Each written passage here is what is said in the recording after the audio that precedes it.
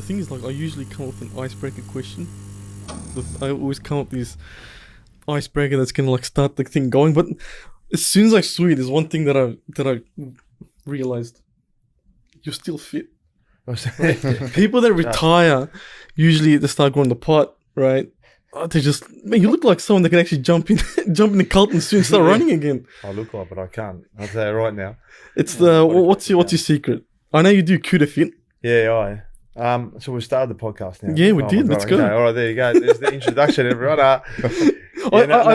There's no secret really. I'll tell you what. As a younger kid, I used to watch Tom Hafey, and you remember Tom Hafey. He was always fit after he played, and it was always stuck in the back of my head. So when I retired, I guess when I played, I was known a little bit, for my physique, and always, you get praised by everyone when you're playing. Oh, look at your physique, how blessed they are, things like that. So when I retired, I was always a bit conscious about that, to try to keep myself in good shape. And so a lot of people see me now and say, oh my God, Kouta, you used to be a beast, and now you're a lot, like I'm so skinny now compared to the way I was. But I turn 50 next month, and it's not easy as you get older to maintain weight. And when I played, it was after my first year, 1991, when I didn't get a game. At the end of that season, I was like, okay, if I want to play senior footy, I need to get stronger. And I hit the weights for the first time properly, and that's when I put on about 8 or 9 kilos quite easily. So my body responded really well to weights, and I fell in love with it, because all of a sudden it's a little bit of the ego. Everyone going, man, look how big you are, whatever. Yeah. And you enjoy that.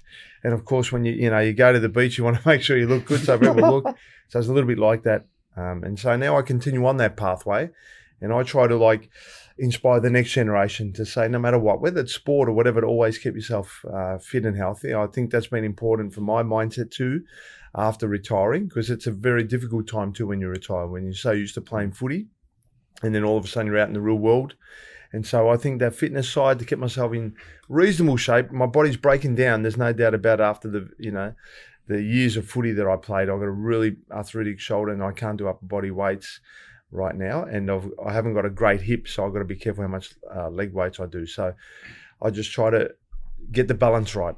So post-footy, there is that body damage. Oh, yeah, I guess majority of the players, and I think in my day when I first turned up to the football club, it was really, the training was extremely hard. And 5100s in my first pre-season was something I wasn't used to, believe me. And I think I got to about 38 and I was done and dusted. I literally couldn't get to 50. So it wasn't like nowadays where the rookie players or the new draftees get, looked after in their first season, look after their body, make sure they're okay. In the old days, it was like, man, throw them there, train them as hard as you can. If they survive, they do. If not, see you later. And so I think all those years of, training that little bit too excessively on the body has certainly caught up. And, when we look back now, we did things that maybe, was the right thing to do back then, no doubt about it. But you look back and go, maybe we could have done a little bit better. Yeah, because these days you see where, like you said, you've got the younger guys, they come in, they do their pre-season, and the older guys that have had 5 years of experience, they come back a little bit later. Yeah. Sports science has played a huge role in making sure that, the longevity of the players and that optimum performance is, applied. So that way, when it comes to round one, they're ready to go. Yeah, I can't remember if it was my first pre-season or whether it was my first season there. I think the reserves got to the finals. If I'm right, I could be a little bit wrong here, but the reserves got to the finals, but seniors didn't make the finals. So I think we got to the prelim final, and basically we had 1 week off and then our pre-season started. And that was how it was back then. So nowadays they get 2 months or 10 weeks or whatever it is off. And then like you say, the progressive. So if you played a certain amount of years, you can come a little bit later, and they really preserve the body because it's a long year round. And but back then it was none of that. It was like training starts in a week, so get yourself back here. And mate, we got, we trained hard without saying any bad words, but we really did train hard. I'll never forget the Saturday morning trainings that we did. They would go for maybe 2.5 hours of, mate, it was exhausting, real tough training. And then at the end, the fitness guy would say, okay, lemon twister. Just when you think you're finished, the lemon twister was always that little bit extra at What's the the end. lemon twister? Just something hard to finish off the training session when you felt like you had nothing left in you. It was that lemon twister. I use it sometimes when I train people. I go, righty, our lemon twister time. I pay them back now for what I went through. So yeah, it was tough. It was a really hard. But look, you know what? I look back and I think it made me the person I am. And sometimes it's getting that balance right. That sometimes the rookies can maybe go a little bit too easy on their body when they could push that little bit more. And I think that could make a difference in their career too. So you've got to be careful, because if you walk into the system and think, oh, this is okay, I'll take it easy, a year's gone before you know it, and by the next year you're under pressure if you haven't performed. So it was a good way to sort of learn my footy back then. 5100s, 8K time trials, and the list goes on. But anyway. Yeah. Now, Kouta, you've had a hugely highly decorated career. Everyone knows about the Hall of Fame, the Premiership, and everything else like that. What would be your proudest moment, your biggest achievement, and also what would be something that you were probably most hard on yourself for not having done? Yeah. It's a great question. I mean, people look at my career now, and not everyone knows that I won a premiership. Times have changed, right? And don't know who I am nowadays. But back then, you know, I got recognised a lot, but people don't realise that, you know, I was on the list in 91 and I didn't get a game, 1991. And then 1992, I played 6 games. 1993, I played 8 games. And I watched the boys play off in the grand final as I sat in the stand as emergency that day. So, and then 1994, I played the first half of the year and I got dropped for 2 weeks. And I thought it was the end of my career, really. And I went to see a sports psychologist. His name was Anthony Stewart. And he said, Kouta, you've got to get a diary. And every day you've got to write things that you have to accomplish and get through the day, even if it's only phone calls. And you've got to do it. And also you're going to write in the top of every page, I can, I will, you just watch me. And you have to highlight it. So every day you're going to look at those words. And when you go out to train, you're going to think of it. I can, I will, you just watch me. Those words changed my life. I got picked 2 weeks later and played on the wing in a position that I really could thrive and showcase my full skill set. And I never looked back from that moment. And I timed it so well for the greatest year of my life, 1995. And the greatest day of my life was the premiership. But if I look back in my career, I see those 3.5 years as the toughest period. Like the emotions up and down, moments when I thought I couldn't play, but all I did was persisted and push through. And if I didn't, I would have missed out on a lot. Like I wouldn't be sitting here right now. I wouldn't have a deal with Lexus Bryden as an ambassador then. I wouldn't do a lot of footy talks, and everything that people see me as now was all defined in those first 3.5 years that I was able to push through. So I look back at my career, I achieved a lot, could have achieved more, because in the prime of my career, I had, you know, injury after injury. When I was playing the best footy that I was played throughout my career. But I look back and I think those 3.5 years were what I am so proud about, that I persisted and pursued, and was the glory after all that. Because at that point, you would have been, we were already physically able to dominate the game within those first 3.5 years, or was it just mentally there was that block of confidence? Can I actually do it? Yeah, a block of confidence, I think that comes with the surrounding and the people, whether they believe in you, and that includes coaches. I think, you know, David Parkin was my initial coach, and I'm not sure. I don't think we've seen eye to eye. And he probably looked at me. Maybe he's seen talent and a lazy kid, and maybe he didn't realise that I really wanted to have, you know, to play. And I felt like I had so much more to give. But I felt like, you know, in the reserves, 1992, I played at fullback and I won a reserves best and fairest from there. And I remember there was one game, I can't remember if it was 93 or 94. I can't remember. In the reserves, I played in the back line. They put me in the midfield, and I had 28 possessions in the second half of that game. And I finished with about 42 or 44 possessions, and you would have thought automatically you'll play seniors the next week, and I don't think I did. So there was a lot of moments throughout my career that emotionally I was one of those guys that don't berate me, put your arm around me and say I believe in you and I'll play my best footy. But if you berate me constantly, then I start doubting myself and think maybe I can't play. So I fortunately or unfortunately got a coach that maybe didn't understand me at that period, and because I could play any position in the ground, which was fair enough. But if I want to showcase my full skill set, I needed to play in the midfield, and I had to wait a long time to get in there in senior footy. And so once I was able to do that and play on the wing, and they were able to see what I was able to the way that I could play, all of a sudden my footy went to another level. And that 1994, that second half of the season, I think I was in the best players almost every week, except for maybe the last finals game. But I always prided myself on big games and finals games, because ever since I was a junior, whether it was athletics at Victorian championships or national championships, or whether I played footy and there was moments that I needed to stand up in particular finals, I always tended to do my best at those occasions. So, it was a tough time emotionally too. There was many moments that I was unsure if I was going to make it. Many moments that I sat at home crying, and what do I need to do to be able to play and become a regular senior player? So it wasn't as smooth sailing as what maybe some people thought. And I'll tell you now, I'm probably going on a little bit too much here, but in the middle of 1994, when I got dropped for 2 weeks, if someone had said to me, Kouta, at the end of your footy career, you're going to make the Australian AFL Hall of Fame, I would have said, you're a fool.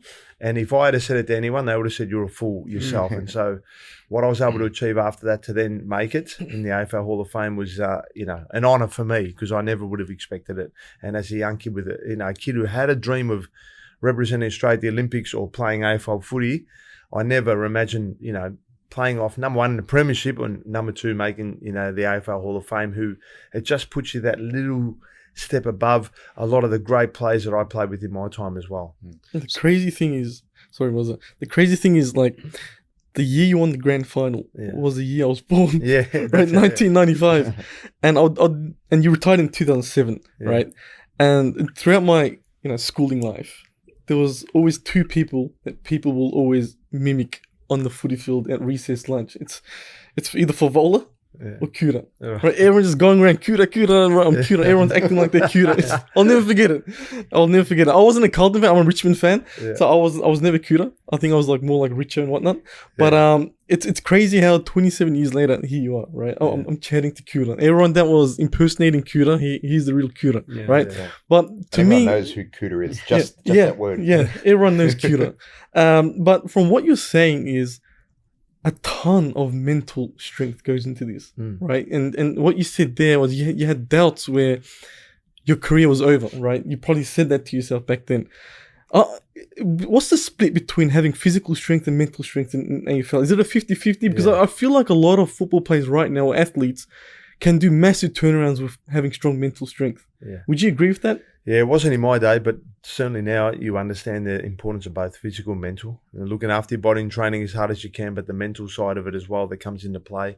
You have to understand there's hundreds of players that sit in this zone that are so similar physically, but what it is mentally is the difference, isn't it? Like whether you want to be there at training, whether you want to do that extra work at training, or whether you just want to race off home, or whether your priorities is going out with your mates more and drinking, or whether it's, footy over girls, it's all these little things that come into play that make a difference. Because in my time, I've seen so many players that had natural ability to be able to play the game of footy, but never fulfilled what their potential were because they had other priorities that come into play. Whereas others who just wanted it so bad that you thought were never capable of making it, that did make it and got every little bit or ounce of ability out of themselves and were able to, have this career that probably far beyond exceeded any of their expectations and anyone else as well. So it's that fine line, isn't it? Like, I seen players when I played under 19s at Carlton that I thought, my goodness me, look how good they were, who just disappeared all of a sudden, And then there's others that, just made it, and you just think, mate, wow, you give them, you clap them because you go, that's unbelievable what you were able to produce. So the mental side of it is very tough, and that's why I always think that footy is the toughest game in the world. I thought that growing up and when I was playing, and I always think you've got to create an environment that the players look forward to turning up to and see improvement and know that, you're going to win, because I've seen the two extremes of Carlton Football Club. And when I turn up there, the most powerful football club in the competition. Growing up, I was mad Collingwood. My brother was Carlton. Every year he'd be like, yeah, Carlton. And every year I'd cry because Collingwood they just were missing. They were lacking something. And Carlton would be behind at half-time in grand finals, and you would think, mate, Collingwood, we've got it. And Carlton would somehow win it at the end. It all comes down to culture and the belief, and that's what I turn up to this football club not understanding Carlton. But when I walked through those corridors, and it was led by, I believe, the greatest president of all, and his name was John Elliott, and he was the one who made me understand the Carlton culture. When we got there, I felt the pressure to succeed, that pressure that if you're not going to win a premiership at this football club, you won't be remembered. And mate, I'm a young kid thinking, I'm not sure if I'm good enough to be here, but my goodness me, we've got to win. I've got to win a premiership if I'm going to be remembered here. And mate, there were leaders at that football club. There was premiership players, and there was standards that were like, man, if you want to play this footy club, these are the things you have to do. If you can't do it, you're out the door, because everyone wants to come here and play this footy club. And so I seen that side of it for the first 12 years of my career. And then I seen the other complete difference of my last 5 when John Elliott left the club and a different leadership came, and it was just a different culture, and it wasn't a happy environment, and it wasn't a place we look forward to turning up every single day like we did previous to that. So there's a lot of things that come into play at the footy club. And and the Carlton Football Club, I hope now finally that they start to win, because all you young dudes out there don't really understand how good 100%. the Carlton Football Club. We only hear, but for us that grew up in that time. So was there any ever thoughts of leaving the club at any point in time? If I was going to leave the club, it would have been those last 5 years. But it was impossible. I think I was sort of starting to age, and I don't know who would have, wanted me to play for them back then. I had so many injuries. I had 3 injuries in a row where I missed so much footy and, operations and stuff. So it was a bit like a risk to take me. But those last 5 years were the only time that I ever thought I would have left if I was, maybe in better condition or didn't have those injuries and whatever else. But before that, there's no way known. I had big offers come through from other football clubs, and as much as I respected that, I was never going to leave the footy club. To me, it was the greatest club in Australia, and I never wanted to leave. I had so much fun there and so much success. Can you share with us those clubs that offered you? I started my career on $7,800, at the footy club. And, A year? Yeah, a year. Okay. So it wasn't a lot, man. And I knew it wasn't a lot, and I knew other players got more than me. But for me, it was about, when I signed that contract, it was about, man, here's my chance to live my dream, and that was to play AFL footy. It wasn't about money. I didn't come from a lot of money, man. I didn't have much growing up. I had love. I had 2 incredible parents that supported me, and my brothers also. And so even when I played grand final, I wasn't on a lot of money. But when Port Adelaide came in into the AFL, they were the team that came and chased me. It was big money, and but I couldn't have left Carlton back then. No But way. you weren't a Carlton fan growing up.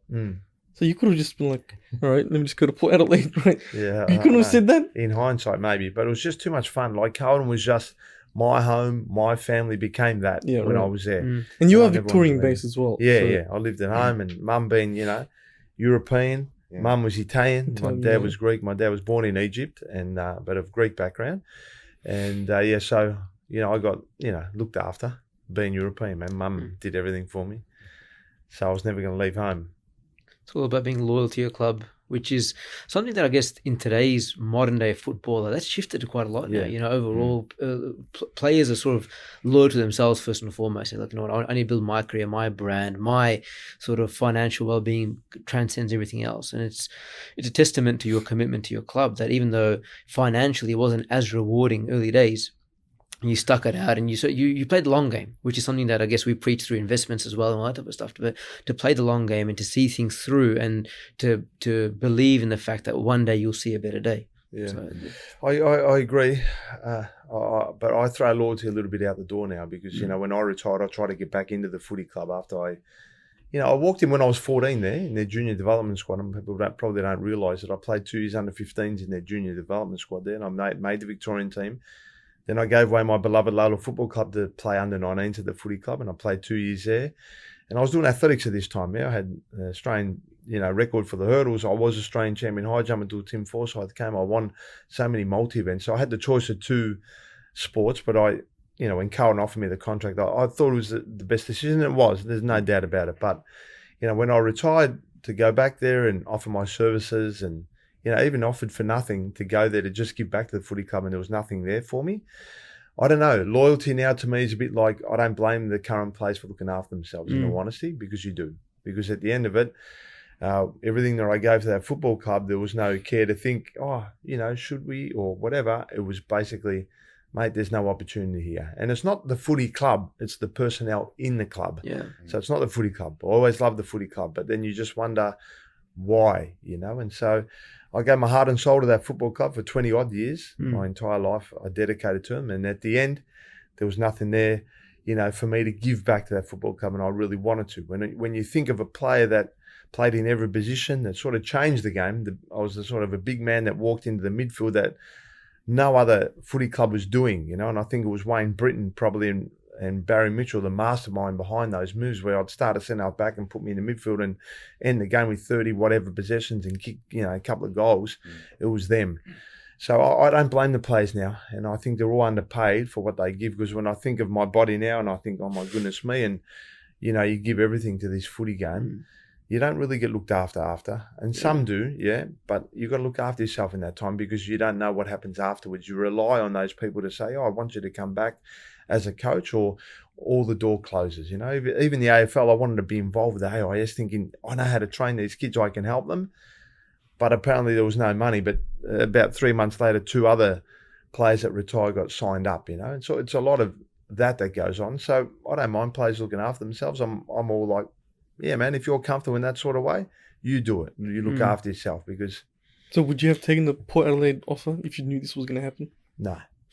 You loved Carlton that much? Yeah. Back then, there's no way, man, because I still had great times at that footy club. No, not then. Definitely not. You talk about going back to AIS and supporting AFL and Carlton and whatnot. At your peak, you were touted as being the prototype of the AFL. You were the perfect image of that.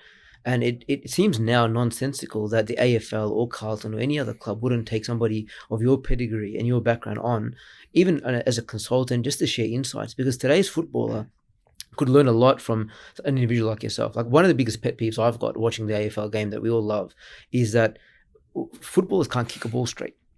For whatever reason, people get paid a lot of money to do one simple thing: kick a goal. That's how you're going to win games, kicking goals. Yeah. But they can't do that these days. And whether it's a mental thing, physical thing, sport science, or whatever it is, the game was visually and technically at a better place, in a bigger place back in your day. Would you not agree? I agree. I think the 80s was a great era of footy, but I think 90s was the best. And then it started to decline a little bit after that. And it was great. I thought this year's season was really good. Yeah. But I find it strange too, a guy that had European parents. I didn't really get guided by people growing up, but I made it all the way to the AFL. And the coaches were, great to me and helped me. And Wayne Britton and Barry Mitchell taught me more about that game than anyone else. So I went from, being a tagger, playing a fullback, centre back, centre forward, full forward, whenever they needed me, even if it was throughout the game. Or if Sticks was missing, Kouta, this week you're not playing on the wing, you're playing a full forward. Or in the middle of the game saying, okay, we need you in the midfield. 99 prelim final, I'm playing in defence. First 2 minutes of the last quarter, they're like, Kouta, you're in the midfield, And so there weren't too many players like that back in my day. And you're right about the prototype, because even Sam Mitchell wrote about it in his book, because he was the non-athletic kind of footballer, but they were looking for the next Kouta out there. And, he wrote it to say, because of, me, basically he had to just become a rookie first and become an absolute superstar after that anyway. But, when I got in the AFL Hall of Fame, the thing was, it was the changing of the game. And you would think that you would get someone like myself to maybe, help the players now. I can't teach them to pick up the ball one hand. That one there, I sort of taught myself a long time when I was a young kid. But, I've got a lot to offer, I think. But not to say, I'm not saying I'll go back now, because it's been so many years afterwards. But, my young boy plays footy, and I'm going to try to teach him everything that I know as well. And hopefully, he can one day fulfill his dream. Yeah. So you're touching on just then family. Yeah. And football clubs and family. There was a lot of family at Carlton for you. You had Ange, probably Mil Hannah. There was the boys from the north, if you like, there was that strong connection. Yeah, Mill was a great mentor for us. So I admired Mill, because he was the man who really had the physique first up, So we used to go, mate, have a look at Mill, He had these big guns. He didn't even actually do too much weight. He had that natural size and body about him, And he loved Ange and I. And I think because of, we were, like him, migrants or whatever. And he became our mentor. And so we spent a lot of time with Mill. And I spoke to him yesterday as well. And we had a good laugh. So, we were lucky to have Mill. And so he took us out a little. He had a cafe down at in Fitzroy in Brunswick Street that we spent a lot of time at. And I was very lucky. I met Ange. I was 16. He was 17 when he came to the Carlton Football Club in the under-19s when I met him. And Ange is a freak story, because he played footy as a junior and winning competition best and fairest. But his father was like, you're not playing anymore. And then we had our captain, Andrew Cavidan, under-19s at Carlton, who was very good mates with Ange. And they went and played this this game with the commission flat guys against someone else, and Carlton recruiters came along. And they said to Andrew Cavan, mate, who's that guy? Invite him down the under-19s at Carlton. And he turned up, and 2 years later, he's playing senior footy. So Ange was a natural sports person. People don't realise. And he was at the peak of his power when he had that debilitating back injury in 1997. He was playing unbelievable footy. And then, unfortunately, had to miss 18 months. And that really, put a big dent into his career, because he would have easily been a 200-game player. He had that unbelievable kick that the chant of woof went around that ground. And when I look back now and I just see his penetrating kick, that was unnatural. That was like he was different. He was my height, and people wouldn't realise he was the fastest. Him and Mill were the two quickest at the footy club. And, he'd be able to run with that ball and break the lines and have that long kick. And I was lucky I had him as a good mate, because he was always there for me. And he always says that I owe him, because, he made my footy career. And in some ways, he's probably right in some sort of ways, because I was lucky I had him there, and he always looked for me every time. He just nodded his head and kicked that ball in this little area that it was impossible for the opposition to spoil the ball. That was a rare talent. And players always kicked a bit here, kicked a bit there, but him and Greg Williams were two players that could just hit you just so precisely, impossible for opposition to be able to spoil the ball. So Ange was a very good mate. Yeah. Kouta, every kid's dream is to become a footy player. I think at one point I also wanted to become a footy player, and back in primary school, high school, everyone, like I said, everyone was Kouta or Favola, and everyone wanted to be a footy player back then, right? But now there's obviously more and more sports. Yeah. But I remember back 10 years ago, 15 years ago, everyone was just AFL, I want to be a footy player. For all these people that haven't had the experience to become a footy player, to take us through the raw moments when you got your first contract, the feeling of that, when you had your first debut, right? When you were at the MCG, running to the ground, the roars, when you kick a goal, the roars there. Tell us how all that was feeling, and then we'll touch on the grand final, which you just said that was the greatest day of your life, right? Touch us through that. Take us to the inner sanctum where every kid be like, wow, I missed out on that. But you know what? Kouta lived it, and he's explaining to us. Yeah, I was that little kid too that just wanted to play footy. There was two sports in Australia. It was footy and cricket. But instead of cricket, I did athletics, because I loved athletics more than cricket. But everyone wanted to play that. And then people were like, why didn't you play soccer? Like, I went to school, Laylaw, right? Laylaw is primary Laylaw High. There's a lot of migrants there. And there was soccer around, but I love footy. Footy, to me, when I picked up that oval ball, I fell in love with it. And that soccer ball it just didn't interest me like it did footy.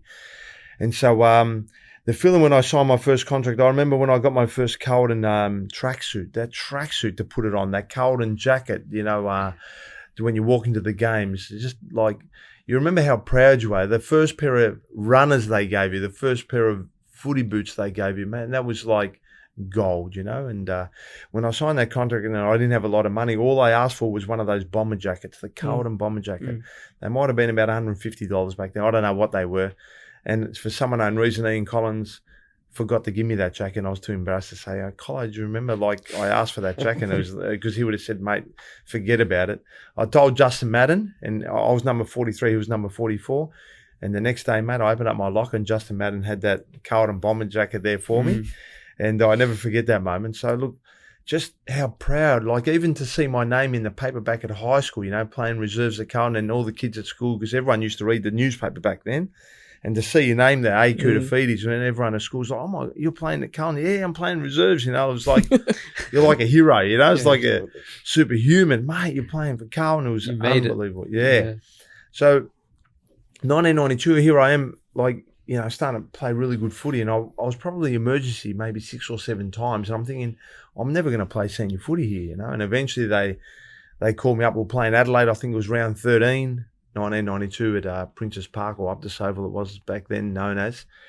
And when I got that call, I was just over the moon. I had people ringing up at home and congratulating me, and I was so nervous running out there the first time. I just didn't want to make a mistake, and it was what a feeling it was, man, to finally get my first senior game. And I felt like, I was on top of the world. Ange, when he got notified of his first game, he went around the corner a little bit too hard and stacked into the gutter. So his wheel was all bent. And he's like, man, I don't care. He's like, man, I'm playing seniors, Feedies. He used to call me Feedies. I'm like, good on you, Ange. Well done. Your wheels are buckled, but no problem, man.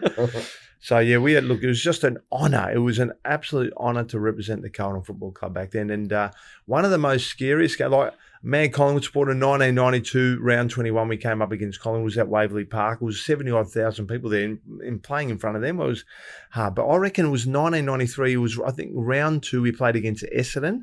It was the drawn game when Stephen Kernahan had the ball. It was a draw after the siren, about 30, 40 metres out in an angle, and missed the entire thing, and it went out in a full, and it was a draw. But I remember that day, it was hot. I remember the amount of sweat coming off me before the game started as we ran out, and there was 80-something thousand people there at the MCG. That there was just mind-blowing, and I think so much energy was just looking around, running in the warm-up. You know, you're running that little bit harder than what you should because you're so excited, looking around going, have a look how many people, you know, running around. Mate, by the time that siren sounded, I was already like, I felt like it was three-quarter time. I was exhausted, you know, but I had a good first half. I think I finished with 22 or 24 possessions in defence that day. And so I had a decent game, but, mate, it was unbelievable playing. Like, not 80, 90,000 people screaming at the MCG. There's nothing better except for probably Princes Park, because you only needed 20, 25,000 people there at Princes Park, and you felt like you were playing at the MCG in front of, 100,000 people, because you have all those mad Carlton supporters in the third quarter where we go and kick 10 goals down the Heatley stand, and everyone just used to go wild.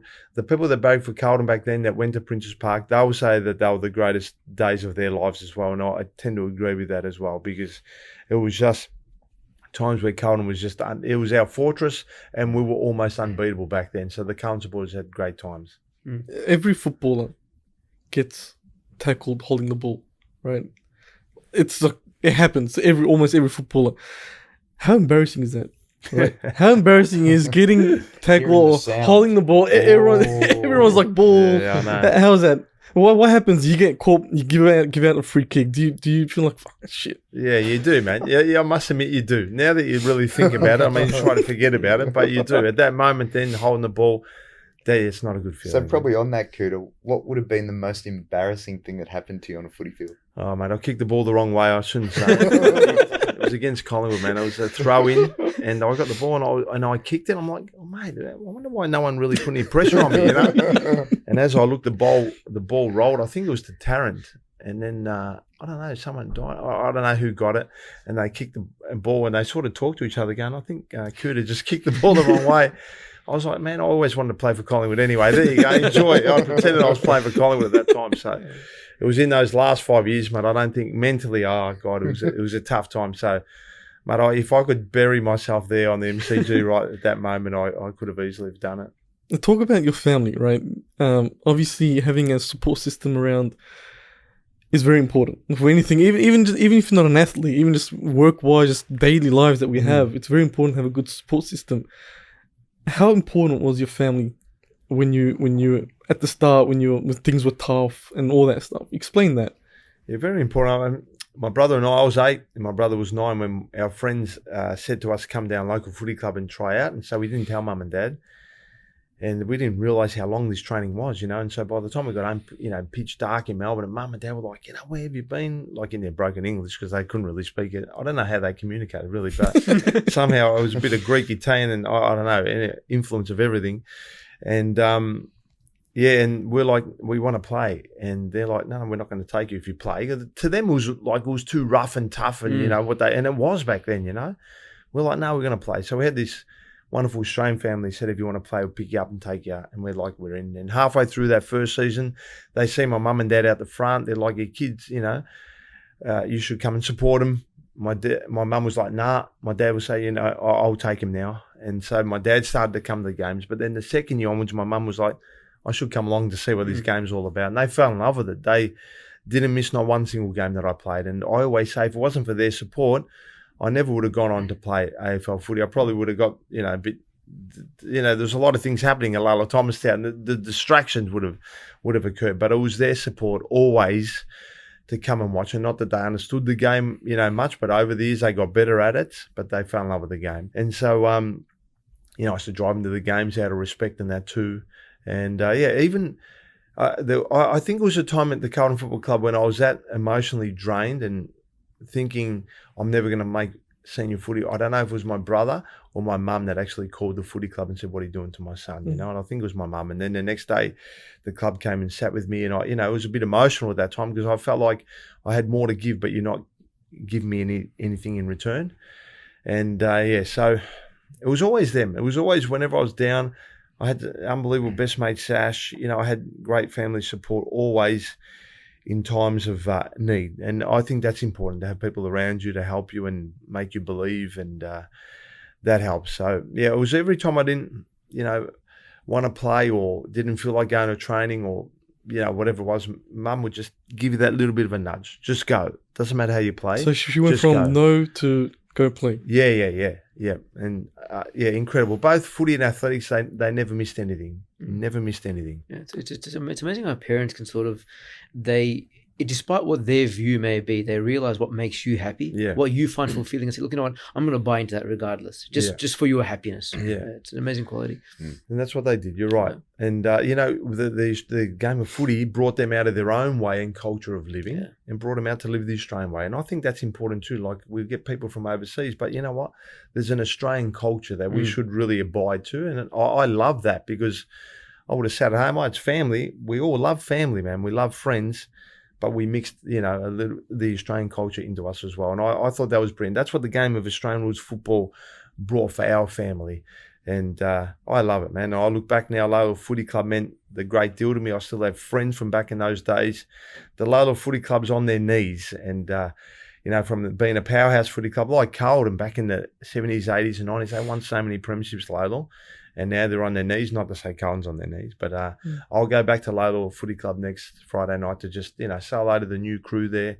They're in 3rd division, which isn't great, and they're losing by 200 points. But that footy club meant a lot to me and my parents and my family, because it was Australians with the migrants, and we all were one family there. And it was an unbelievable time, Yes, I got called Wog growing up. My father got, at work, and, all those things, those racist things that occurred back then. But when we got the Lola Footy Club, we felt like one family there. And I think that was important too. You talk about sort of racism and club culture and whatnot. We're seeing a lot in the modern game, for example. There's so many clubs being pulled up on racism now. You've had issues with Sydney and Collingwood and other clubs like Clarkson, that. Aboriginals. All that type of stuff as well. Having been obviously in inside the club, but at a different era where maybe there was greater tolerance for these sorts of things, and today there's a no-nonsense attitude towards all that type of stuff. Despite all the training that footballers receive, in terms of being role models and being model citizens and all that type of stuff, why do we still continue to see that sort of behavior where it's either, poor behavior towards women, that's quite common, or, a lot of racial type stuff and this and that? Why hasn't the game... And despite all the cultures that now come together, you've got so many people from so many different backgrounds. It used to just be, Australian people playing AFL. Then it became Europeans. Now you have so many people from Africa, from different parts of the world now coming together, loving this game. In your view, how do we overcome all that? I don't know if we've become more too precious nowadays. I don't know. I mean, I thought it would have been worse back then, and we're more educated now. And maybe it's one word now that people get offended by, whereas back then we just tolerated it. I don't know. Back then, it made me the person I was. I got called a wog, and so be it, man. I'm proud to be that. But at the end of the day, we all get along, and there's some people that won't, but that's part of life too. So I'm not sure why it's occurring now. The women's stuff, I totally agree with that. But I don't know. We were a tough nation in Australia, and I loved it. I loved Australia growing up. I think I grew up at the best period. And I'm forever blessed. I always thank my parents. And the country's not like what it was back then, right now, for whatever reason. But I don't know if we're too precious, but we were a hard, tough nation back then. And a lot of comedy about, certain things, whatever, that wouldn't probably be accepted nowadays. But I'm a little bit old school in that sort of sense that, I don't know, man. I think also social media contributes to that as well, right? Back in your days, for example, you had people who were classified as paparazzi. Today, everyone's paparazzi. Yeah. Everyone's got a phone. Everyone's got a microphone. Everyone's got a video camera. Maybe it's a little bit of that as well, where even things that are seemingly private are then publicized as well. Yeah, so. And it's not good. I know the social media aspect is a tough one. I don't know. Maybe I grew up a little bit differently. I'm not sure, But how are you seeing it now? So you've got 3 children, so 2 sons and a daughter. How do they find, I guess, navigating social media, especially like with yourself and your sort of fame as a football player? How have they gone navigating Instagram, social media? I think this is good and bad. Like some of the people would know who I am, and then obviously see what they do, and they're going to have their opinions on them. But my oldest boy Jamie's not really on social media too much. My daughter's on it a little, I guess, and my young boy not that much also. Mm-hmm. I think it's hard because the kids now are just non-stop with the social media. Back in the old days, we left school, mate, you can't contact me unless you rang that phone at home, which you wouldn't do. And so then if there was any issues, we have to deal with the issues the next day, whereas now they can just easily fire some, crappy stuff via social media and get the kids hurt. So it's a different time.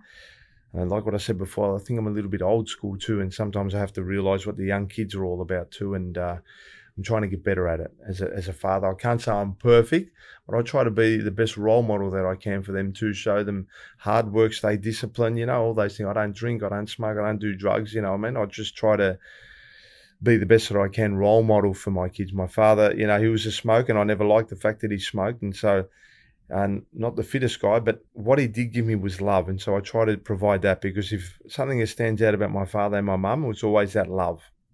And so I try to provide that.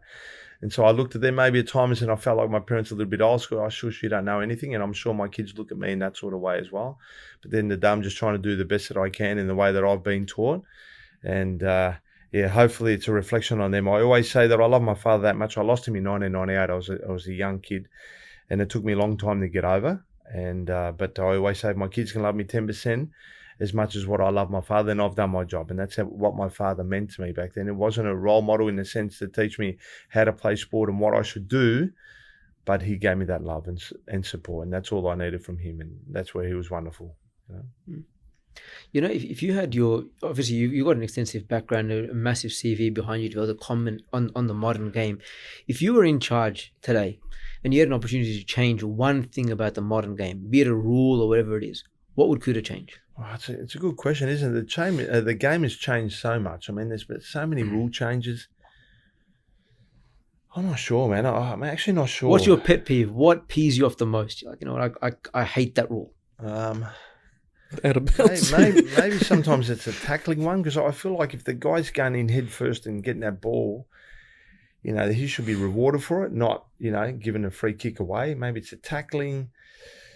What about the hold rule? So, now, there's a free kick or a mark, and the umpire says hold, and the player has to stand frozen, while the player with the ball actually just waltzes around and opens up the angle.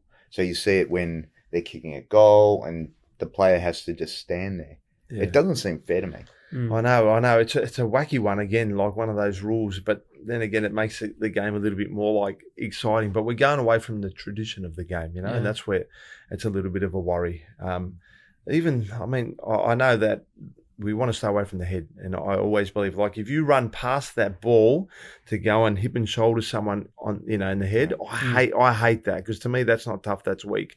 You get that ball, that's the first time, But now it's like, do you go and spoil, or do I need to back off? Because if I get there a little bit too late, in my day, the coach would have said, you're on the bench because you're not attacking that ball. It's a fine line, isn't it? But that's the game that I was brought up with. And I wasn't tough. I was a weak, kid, but I had to learn to be tough if I wanted to play senior footy. And if it meant I had to run backwards without looking who was coming behind, I did it, because I knew I'd get told off by the coach if I didn't. So it's a little bit of that probably, I don't know, maybe needs a little bit of improvement. It's a man's game, physical game, and we don't want anyone to get hurt, but unfortunately that's footy, and I think that sort of stuff is, like that Cripper one.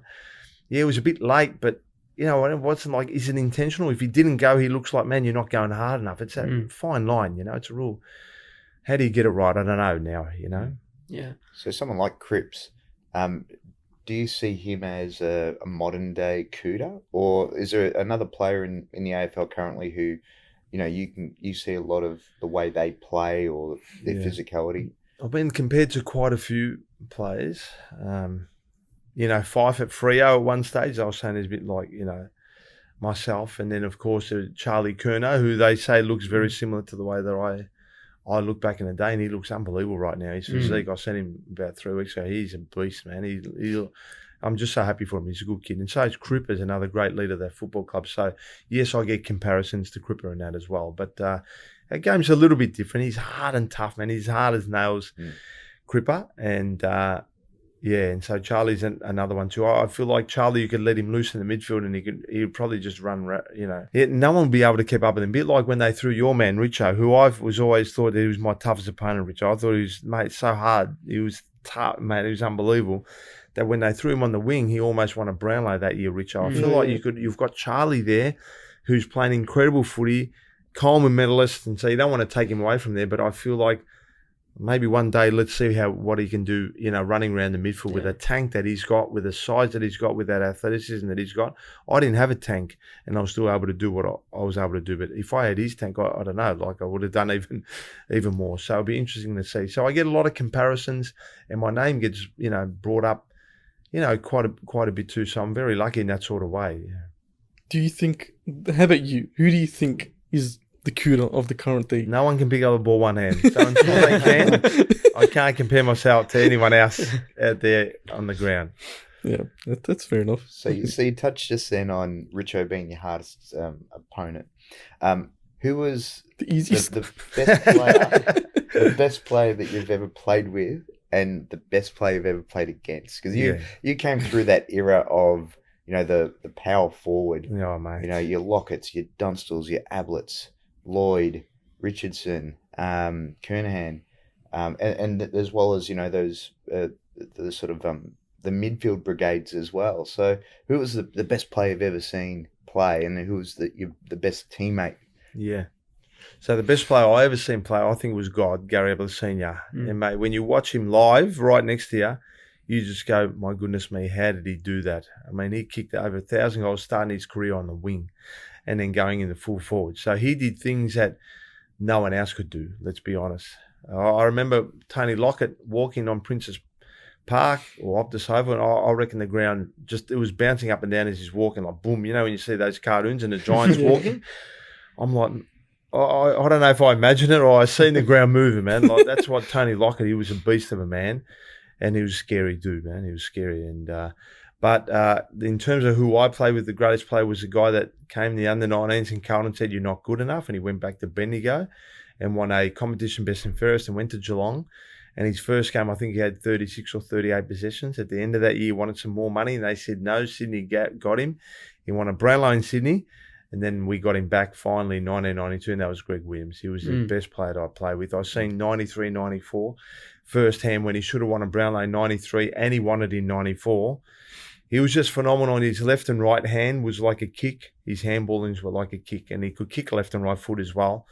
His endurance wasn't great, had no speed. Mate, but I don't know, that brain and that heart somehow connected and created this phenomenal footballer who I'd never seen anyone. I walk off the ground and go, mate, how good was these? Well, it's not often you walk off the ground like that. And I think, but in terms of finals, then you say Stephen Kernahan. Like Sticks was, what a leader. Like we all walked taller.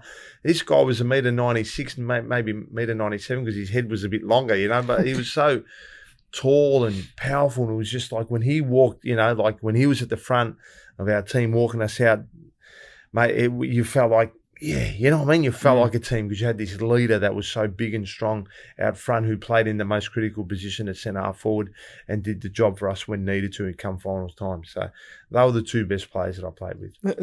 I've always been interested to know one thing.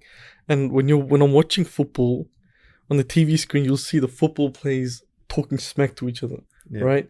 For opposite teams, right? You'll have the defender and the full forward talking, laughing. Are they swearing at each other? What's going on there? I don't think we spoke back in our day, man. Like if anything, we just sort of berated each other, but it was never shaking the hand and never. But nowadays they're a bit different. It has changed. They do tend to do that. I remember playing in reserves on Dermot Brereton, right? I'm thinking it's the end of my life because I watch this guy, mate, thug, right? Knockout players, this, that. I remember Metro nightclub, I used to have to line up. There was a 100-metre line-up of people, and Dermot turned up with his Harley. They opened it up for him, and he parked it in the foyer at Metro. Then next thing I know, I'm going to be playing on Dermot, And as I walked out, I'm like, mate, do I shake his hand or what? But that shows a sign of weakness. Dermot probably would have thought, oh, okay, now you want to shake my hand, get it away. So I didn't. So it was just different back in our day. It was like, mate, don't talk to him. I played under-19s at Carlton, so all of us players sort of went through under-19s, reserves and seniors. Not all, but the players that you went through. Whereas now you've got the TAC Cup. So you can be in the one team and some of your teammates go to Brisbane, some of your teammates go to West Coast and Sydney and North Melbourne. So you know these players from other teams, so maybe they have that little bit of a different bond to what I did. I mean, if I played Till Cup and I knew the players, I'd know them, but I wouldn't even say hello to them on the field. You know what I mean? It was like, mate, we're playing footy. Once you go over that white line, you're out there and we play. And at the end, I'll shake your hand and say, well done. But that was it. So it's different times. Yeah. Okay. Interesting. I'm interested to get your take on... They talk about the expansion of the game, right? So we went from back in your day, how many 16 teams, 18 teams now, and looking at a Tasmania team, Canberra team, another team in Sydney, whatever it is. What's your perspective on this? Is it more like having more teams is a better thing, or is it just like we should maintain the teams that we have right now, but really work on the quality? I think some of the teams really don't operate that well, or are structurally struggling, financially struggling. Let's bolster them up, or should we just continue to expand? Or we had expansion overseas as well, like Port Adelaide and they had games overseas. And what's your take on that? I'm old school, right? So it's a little bit hard for me, but I think if you're going to evolve the game, I think you've got to expand to other states as well. I mean, we've got probably to be honest, too many teams here in Melbourne and Victoria compared to other states. And so it makes it hard. You're a bit more diluted here. But I like the fact that they're expanding. I think it's a great game. It's iconic to Australia, and we want it to always be the number one sport in Australia. I hope they're doing enough underneath, you know what I mean? Like with all the local stuff and... grassroots. Yeah, the grassroots, that's the word I'm looking for. I'm hoping they're doing enough because I travel a lot and do a lot of talks of footy clubs, and there's a lot of clubs that are struggling out there as well. And so before they expand, they need to look at the grassroots and make sure that's all okay out there. Because if you're losing numbers to other sports, then to me, that's a little bit of a worry. And it may be the case. I don't know. So I don't delve deep enough into it, but I travel to a lot of country towns, and I travel doing a lot of sporties, and I can see what's going on out there. So that's the important thing. But as a game, yes, we always have to expand because we have to become better, and start to penetrate more into New South Wales, more into Queensland, and start to capture their markets as well. I always believe there's a great market in Tasmania because if you go to Tasmania, they love footy. They're like 20, 30 years behind when I grew up, and it's like they've only got one sport there, and that's footy. Not to say they don't play the other sports, but their main sport is footy. Why not give them an opportunity to have their own team there? It's a great state, great people, and I always thought before GWS that Tasmania should have got it. But I'm no expert. This is just my opinion. Others will say, oh, whatever, and no problem. It's all good. But if you're asking me, I always believe there is a team that should be there in Tasmania. On the point of expansion, women's football, what are your opinions on that? Because the grand final happened, I think it's Brisbane and Melbourne, and the points were like 15 and 19, right? Do you see a future for women's sport? Because I do feel like they do give a lot of free tickets to fill out the stadiums and whatnot. Do you think they're focusing too much there and they should focus on the men's side more? Or do you think the females AFL is a good project? Yeah, well, look, they have to give them every opportunity. I mean, the good thing about the women is they're playing sport. I mean, to me, sport's everything. It's the community. It's learning different personalities, getting out there, learning disciplines. You learn a lot playing sport. So I think that's a great thing for the women footy. It's evolved a lot. It's coming a long way. We've got to give it an opportunity. But of course, the men is the main sport. But the women are doing it great. I actually watched a lot of it this year, and I hadn't in previous years. But I started, if I'm not doing much, and I don't watch a lot of tally. If I had a little bit of downtime, I tend to just put on the AFL women's and watch them. They need to start scoring a little bit more. I'm sure I didn't watch the grand final, so I didn't get to see it. But they're getting better. They're getting better. They're getting a lot for what, they're getting a lot for what the amount of supporters are getting there. They're getting everything, I think, over and above, Not to say it's wrong. It's good. We've got to look after them. We want them to feel good and all that sort of stuff. But they should be very grateful that they're getting an opportunity like the men because it's a great game to play footy. And importantly, at ground roots level, there's just a huge amount of growth in the women's game. And like you touched on, it's that involvement and just staying with good habits through life where, you've got the camaraderie with friends, the good habits of exercise, and they sort of, filter down to their kids when they eventually have kids and whatnot. It can be, good influences for their own family members. 100%. That's what I love about it, and I'm sure there was girls back in my day that would have loved to have had that opportunity, but they got to a certain age and then they couldn't play anymore. So it's a little bit unfair. It's good that they're able to participate. I'm sure the game's going to get better and better, and hopefully then they can start to get the crowds in there. But we might see a couple of freak athletes come into the game and get a lot of excitement, because wouldn't that be great if we get this female that's going to start to kick 5 or 6 goals a game, and then all of a sudden, we get all these other people. And it lifts the standard girls, too, yeah. And that's probably not too far away. The girls have done well.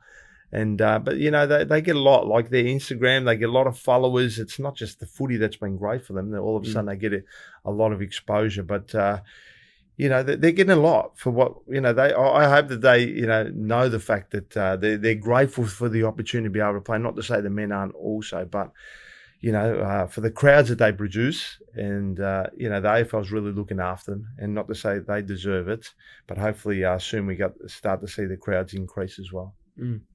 Now, in terms of life beyond footy, right? So, there seems to be like a common route that people take. They finish off their footy career whenever it finishes, and they look for a job in the media or in the AFL, whatever it is.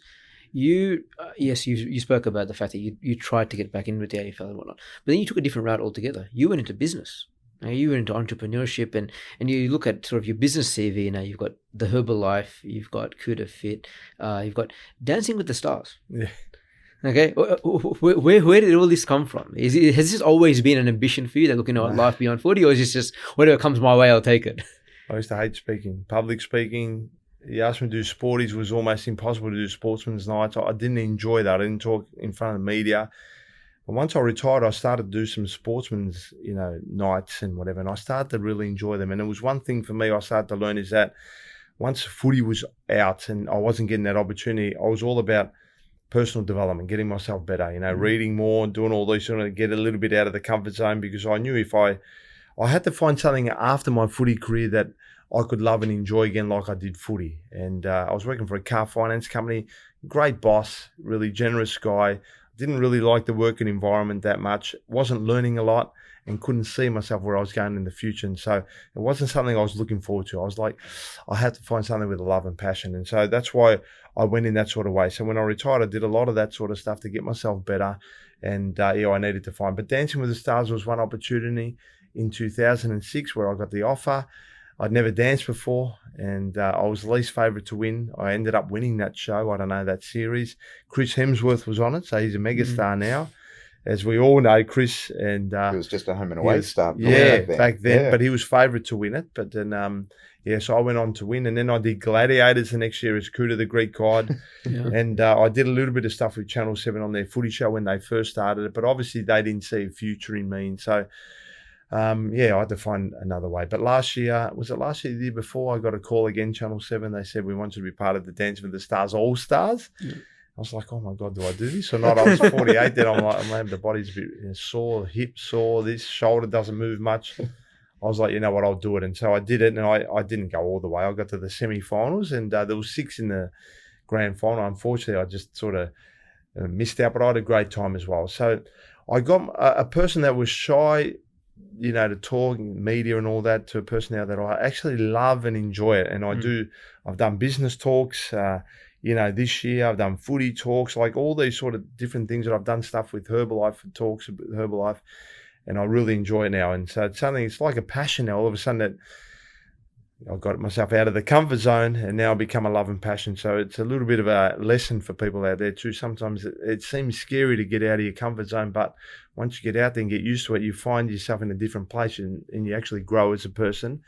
And that's what I've been able to do. So my health struggled in 2010. Like, I'd sleep sometimes 11 hours a night, and it wasn't enough. I'd get home from work, sleep on the couch, and I went to see doctors, allergy specialists, blood specialists, eating organic food, thinking, what's wrong, and I'd go for runs and stop. I stopped training for a little while, started to get a bit of a stomach, and I was waiting for some bad news to come along, and then someone introduced me to the Herbalife products, and I was a bit of a skeptic. Didn't know anything about network marketing, and but I sat down and heard the background info of the company. It was, I think back then, a $3 billion company, but I looked at the science that went into it. I looked at the guy that was there talking to me, and I knew him for a long time, and I'm like, he looked young and healthy, and I was like, I don't know. So anyway, I jumped on these products, And 6 days later, these products changed my life. And so I fell in love with the products of Herbal. I mean, there's a lot of skeptics out there, but I always say, try it first before you knock it, and it changed my life. And then I was more like interested in the business opportunity, an opportunity to work from home. It's a lifestyle business, healthy, and growing entrepreneur. And it fit around my lifestyle. And while I was working full-time, I could do this part-time, and that's what I did initially to be able to grow it then into a full-time income. And that's what I've done. I started Kouta Fit Club during that time. I got over 100 people at Princes Park, and then I had other Kouta Fit Clubs opening up, 100 over there, 50 over there, 60 over there. A lot of people just getting on the shakes and getting good nutrition into them and getting the most incredible results. I probably stopped that a little bit too early, and so I'm doing Kouta Fit now. We're not getting quite the numbers as I was before, probably a little bit old school.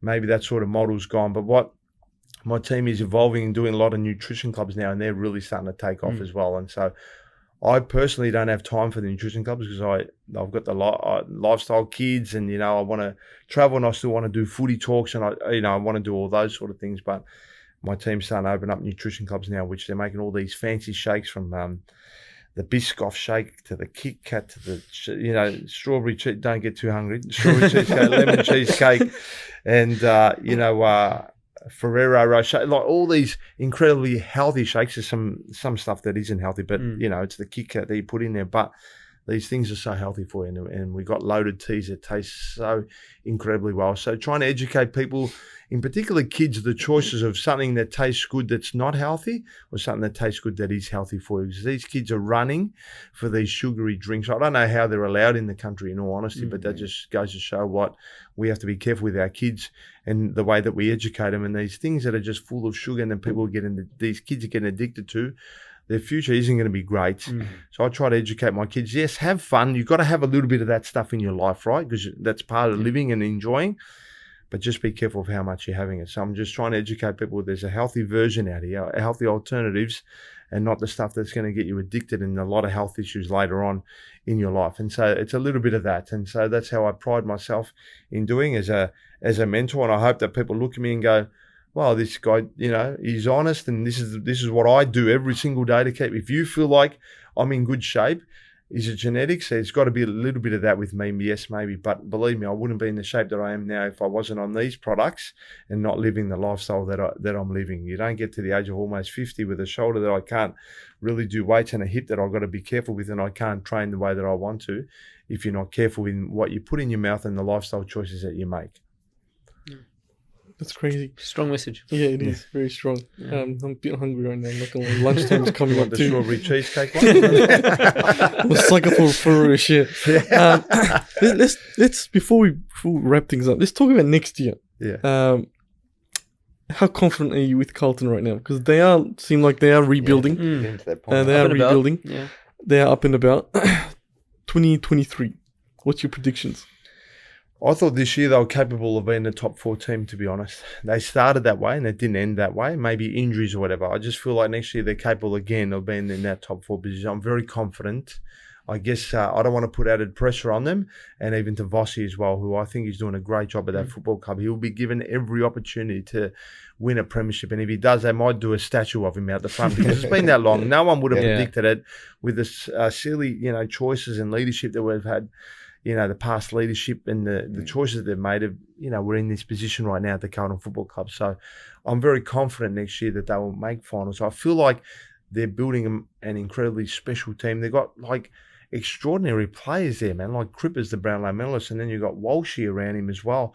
And you've got, Wiedering, and you've got Curnow, and mate, you've got all these players, and I can go on. And we're talking about, Harry Mackay, future super, I'm talking AFL superstars here, and you can build your team around that to have a potential to go on and win a premiership. It's not that simple, I know, but they've got a base there and other players there that they've got there. And I believe they could be, a top 4 team next year. But if they made finals, I'd be happy.